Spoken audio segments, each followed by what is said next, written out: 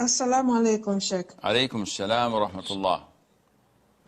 Sheikh, I am aware that it's not recommended to raise one's hands and make dua after obligatory prayer.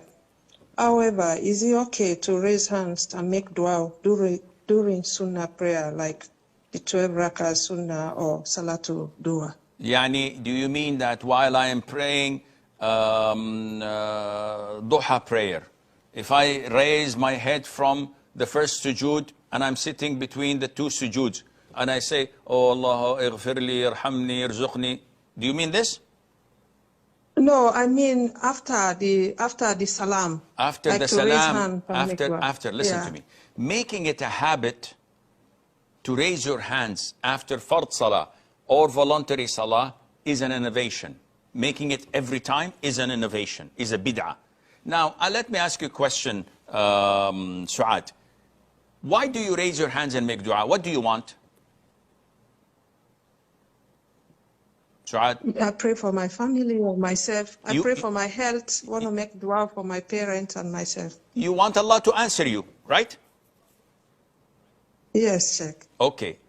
If you know that Allah pledged upon himself to answer you if you're doing your dua in sujood, would you still do it after salah? Yes or no?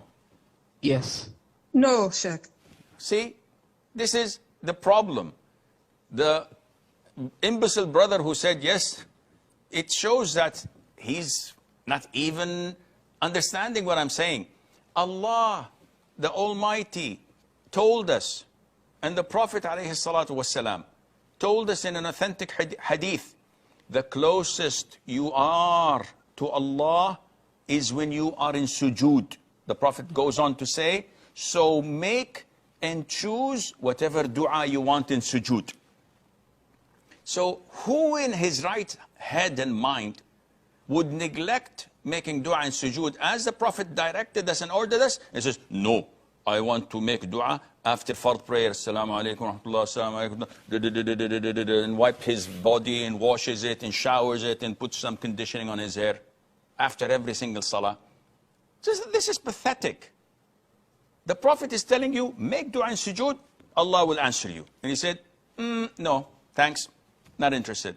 So Suad, you want Allah to protect your family, to increase your health, to do this and that, do it in your sujood and stop everything else.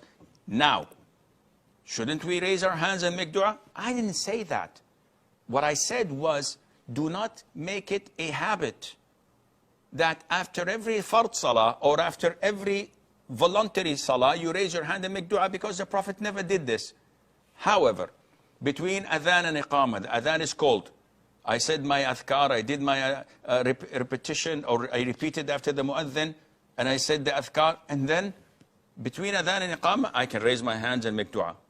In the middle of the night, I wake up, I pray tahajjud, and I want to take a break of 10 minutes, I raise my hands and make dua. It's raining, not men.